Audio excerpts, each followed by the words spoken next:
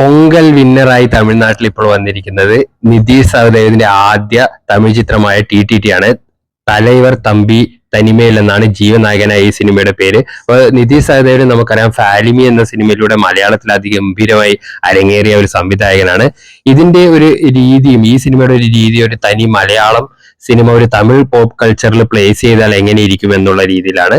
അതായത് സിമ്പിൾ ആയിട്ട് പറഞ്ഞാൽ ഒരു പഞ്ചായത്ത് പ്രസിഡന്റ്, നാട്ടിൽ പല ടൈപ്പ് ആൾക്കാർ അവരുമായിട്ട് ഡീൽ ചെയ്യുന്ന ഒരു പ്രസിഡന്റിന്റെ ക്യാരക്ടറായിട്ടാണ് ഇതിനകത്ത് ജീവ വരുന്നത്. പിന്നെ ഇതൊരു സറ്റയർ മോഡിലാണ് പോകുന്നത്. നമ്മുടെ ആൾക്കാരുടെ ഈഗോ, അതായത് ഏത് സിറ്റുവേഷൻ ആണെന്ന് നോക്കാതെ തന്നെ ആ ഈഗോയെ അതിന് മേലേക്ക് പ്ലേസ് ചെയ്യുന്ന ആൾക്കാരുടെ ഈഗോയെ എടുത്തു കാണിക്കുന്ന ഒരു സിനിമയായിട്ടാണ് ഇത് ഫീൽ ചെയ്തത്. ഒരുപാട് സറ്റയർ മുഹൂർത്തങ്ങളുണ്ട്. പിന്നെ കാസ്റ്റ് ആൻഡ് ക്രൂവിന്റെ അതിഗംഭീര പെർഫോമൻസിനോടൊപ്പം എടുത്തു പറയേണ്ടതാണ് വിഷ്ണു വിജയന്റെ ബാക്ക്ഗ്രൗണ്ട് സ്കോർ. മലയാളത്തിൽ നിന്ന് പോയി തമിഴിലേക്ക് വിഷ്ണു വിജയ് ചെയ്തത് അതൊരു നമ്മൾ പറയില്ല, ആ ഒരു ടെൻഷൻ, ഒരു ചായോട്ടിക്ക്, ഒരു മൊത്തം അലമ്പാവുന്ന ഒരു അവസ്ഥയൊക്കെ അതിഗംഭീരമായിട്ട് മ്യൂസിക്കിലൂടെ കൊണ്ടുവന്നിട്ടുണ്ട്. പിന്നെ എടുത്തു പറയേണ്ടത് ജീവയുടെ അതിഗംഭീരമായ പെർഫോമൻസ് ആണ്. വലിയ ഹീറോ പരിവേഷമില്ലാതെ തനി നാടൻ ക്യാരക്ടർ. അതാണ് ഒരു മലയാളം ഫിലിമിൽ ഒരു തമിഴ് ലാംഗ്വേജ് സംസാരിക്കുന്ന ഒരു മലയാളം ഫിലിം എന്ന രീതിയിൽ വളരെ റൂട്ടഡും ഗ്രൗണ്ടഡും ആയിട്ടുള്ള ഒരു സ്റ്റോറി. പക്ഷെ അതിനകത്ത് ഒരുപാട് സിനിമാറ്റിക് മൊമെന്റുകളുണ്ട്.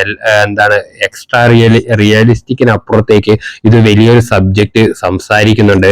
അതായത് സ്ത്രീകളുടെ സുരക്ഷ, സമൂഹം സ്ത്രീകളെ കുറിച്ചും അതുപോലെ ഏത് ജെൻഡർ ആണെങ്കിലും അവരെ മോശം പറഞ്ഞ ഒരുപക്ഷെ അവരെ നാശത്തിലേക്ക് തള്ളിവിടുന്ന സമൂഹത്തിന്റെ അവസ്ഥയും, അങ്ങനെയുള്ള വളരെ ഒരു സീരിയസ് ആയിട്ടുള്ള ഒരു സബ്ജക്ട് ഇതിന്റെ അണ്ടർലൈങ് ആയിട്ട് പോകുന്നുണ്ട്. അത് ക്ലൈമാക്സിലേക്ക് വരുമ്പോൾ ആ ഒരു മെസ്സേജിന് വളരെയധികം ഒരു വിസിബിലിറ്റി കിട്ടുന്ന രീതിയിൽ ഗംഭീരമായിട്ട് ഈ സിനിമയുടെ ഡയറക്ഷൻ വന്നിട്ടുണ്ട്.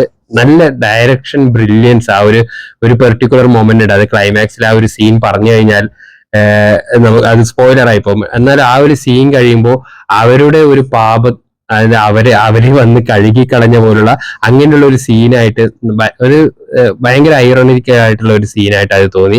അതുപോലെ തന്നെ ഇളവരച്ചാണെങ്കിലും തമ്പി ആണെങ്കിലും എല്ലാവരും ഇതിനകത്തുള്ള ഓരോ ക്യാരക്ടേഴ്സും അടിപൊളിയാണ്. അത് അപ്പുറത്തും ഇപ്പുറത്തുള്ള അയൽവാസികള്, ഒരു വീട്ടിൽ കല്യാണം ഒരു വീട്ടിൽ മരണം എന്നുള്ള ഒരു സിമ്പിൾ വൺ ലൈൻ സ്റ്റോറിയാണ്. ഒരു 2 ഡേയ്സിൽ ഒരു 2 പകൽ ഒരു രാത്രിയായിട്ട് നടക്കുന്ന ഈ ഒരു കഥ അതിഗംഭീരമായിട്ട് ആ ഒരു മൊമെന്റ്, എല്ലാ മൊമെന്റ്സിനും ചിരിക്കാനും അതുപോലെ തന്നെ സെക്കൻഡ് ഹാഫിന്റെ ഒരു സെക്കൻഡ് എൻഡിലേക്ക് വരുമ്പോൾ, ലാസ്റ്റ് ആക്ടിലേക്ക് വരുമ്പോൾ വളരെയധികം ചിന്തിപ്പിക്കാനുമുള്ള ഒരു സിനിമയായിട്ടാണ് ഈ സിനിമ ഫീൽ ചെയ്തത്. ഒരുപാട് കാലമായിട്ട് തമിഴ് സിനിമ അങ്ങനെ ആഗ്രഹിക്കുന്നുണ്ടെങ്കിൽ ഓരോ നടന്മാരും അവരുടെ ടെക്നീഷ്യൻസും മലയാള സിനിമയെ എടുത്തു പറയുന്നു, അവരുടെ കഥ പറയുന്ന രീതി അവർ എടുത്തു പറയുന്നു. അപ്പോൾ അതുപോലെ തന്നെയുള്ള ഒരു സിനിമ നിതീഷ് സഹദേവിനെ തമിഴ്നാട്ടിൽ അവർക്ക് സമ്മാനിക്കാനായി എന്നുള്ളത് കൊണ്ടാണ് ഈ സിനിമ ഈ കണ്ട വിജയത്തിലേക്ക് എത്തുന്നത്.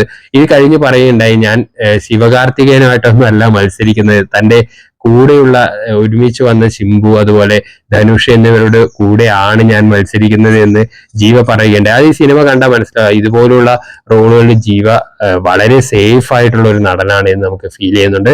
വളരെ നാച്ചുറൽ ആയിട്ട് അത് ബിഹേവ് ചെയ്യാൻ പറ്റുന്നുണ്ട്. അപ്പം വളരെ സറ്റേറിക്കൽ, സോഷ്യൽ സറ്റയർ, അതുപോലുള്ള ഇൻസ്റ്റന്റ് കോമഡികള്, നാച്ചുറൽ കോമഡികളൊക്കെ ഇഷ്ടപ്പെടുന്നവർ ഈ സിനിമ തീർച്ചയായിട്ടും കാണും. നേരത്തെ പറഞ്ഞതുപോലെ ഇതിനകത്ത് സമൂഹം ഒരാളെ ഒരു എന്താ പറയാ നാശത്തിലേക്ക് തള്ളിവിടുന്നുണ്ട് എന്നുള്ള ഒരു മെസ്സേജും കൂടി ഈ സിനിമ നൽകുന്നുണ്ട്.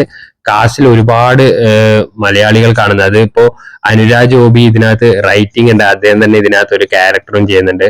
അതുപോലെ തന്നെ നമ്മൾ ഒരുപാട് മലയാളി ആക്ടേഴ്സ് നിങ്ങൾ സിനിമയിൽ കണ്ട പല ആൾക്കാരെയും നിങ്ങൾ ഇതിനകത്ത് കാണാൻ പറ്റും. അവരൊക്കെ നന്നായിട്ട് ഇതിനകത്ത് ജീവയുടെ കൂടെ തന്നെ പ്ലേസ് ആയിട്ടുണ്ട്. പിന്നെ ആ ഒരു ലൊക്കേഷനും, ആ ലൊക്കേഷനും ഒരു 2 വീടുകൾ നിൽക്കുന്നതും തൊട്ടടുത്തൊരു വാട്ടർ ടാങ്ക് നിൽക്കുന്നതൊക്കെ അതിന്റെ ഒരു ആർട്ടും ആ ഒരു വിഷ്വൽസും ഒക്കെ ഗംഭീരമായിട്ട് വന്നിട്ടുണ്ട്. കാരണം ആ ഒരു ലൊക്കേഷൻ ഈ സിനിമയ്ക്ക് വളരെയധികം ഇമ്പോർട്ടന്റ് ആണ് ഈ കഥാഗതി നടക്കണമെങ്കിൽ. പിന്നെ ഒരുപാട് തമിഴ് ഡയലക്ട്സ് കാണാൻ പറ്റി. ഒരു മലയാളം ടച്ചുള്ള മേ ബി ഒരു അതിർത്തിയിലുള്ള ഒരു അങ്ങനെയുള്ള ഒരു ചിലപ്പോൾ മലയാളം പറയുന്നത് പോലെ തന്നെ നമ്മൾ ഫീൽ ചെയ്യുന്ന വിവിധ രീതിയിലുള്ള തമിഴ് ഡയലക്റ്റുകൾ ഇതിൽ യൂസ് ചെയ്തിട്ടുണ്ട്. വളരെ രസകരമായ ഒരു സിനിമയാണ്. സമയം പോകുന്ന അറിയില്ല. ഒരുപാട് ചിരിച്ചു. ക്ലൈമാക്സിലേക്ക് അടുക്കുമ്പോൾ ഒരുപാട് ചിന്തിപ്പിച്ചു. അങ്ങനെയുള്ള ഒരു നാച്ചുറൽ സ്റ്റോറി പറഞ്ഞതുകൊണ്ട് തന്നെയാണ് ഈ സിനിമ പൊങ്കൽ വിന്നറായി വന്നത്.